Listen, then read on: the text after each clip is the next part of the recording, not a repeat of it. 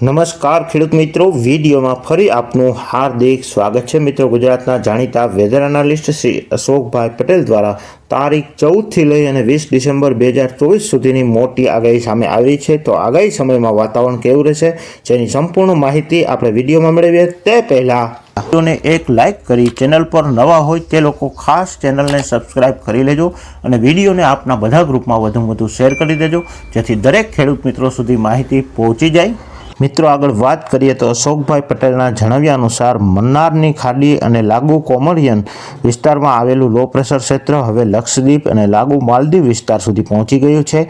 આનુષંગિક USC 5.8 કિમીના level સુધી છે અને આ સિસ્ટમ આગળ પશ્ચિમ તરફ ખસે અને આગામી 24 કલાકમાં તેનો પ્રભાવ ઓછો થવાની સંભાવના છે।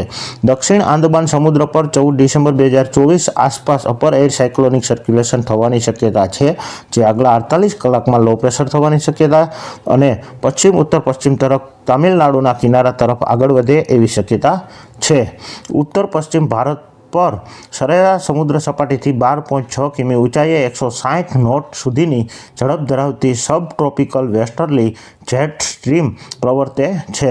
વેધર એનાલિસ્ટ શ્રી અશોકભાઈ પટેલે સૌરાષ્ટ્ર, ગુજરાત અને કચ્છ માટે તારીખ 14થી 20 ડિસેમ્બર 2024 સુધીની આગાહી કરતા જણાવેલ કે પવનો મુખ્યત્વે ઉત્તર પૂર્વ દિશામાંથી ફૂંકાશે, જે ક્યારેક ઉત્તર દિશામાં ફેરવાશે।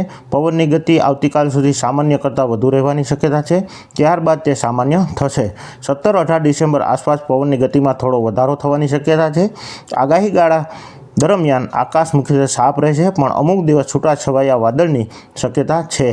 હાલમાં ગુજરાતના મોટાભાગના ભાગોમાં સામાન્ય ન્યૂનતમ તાપમાન 12 ડિગ્રી સેલ્સિયસથી 14 ડિગ્રી સેલ્સિયસ છે, જેમાં કચ્છ અને ઉત્તર ગુજરાતના રાજસ્થાન સરહદ નજીકના વિસ્તારોમાં નીચલી રેન્જ 12 ડિગ્રી સેલ્સિયસ ગણાય। 16-17 ડિસેમ્બર સુધીમાં ન્યૂનતમ તાપમાને 2 ડિગ્રી સેલ્સિયસનો ધીમો વધારો થવાની શક્યતા છે। 18-20 ડિસેમ્બર દરમિયાન તાપમાનમાં થોડો ઘટાડો થવાની સંભાવના છે। મિત્રો, અશોકભાઈ પટેલ દ્વારા હવામાનને લઈને મહત્વના સમાચાર મળી રહ્યા હતા અને જે અમે આપના સુધી સૌથી પહેલા પહોંચાડતા રહ્યા છીએ, તો આપનો ખૂબ ખૂબ આભાર। જય જય ગરવી ગુજરાત।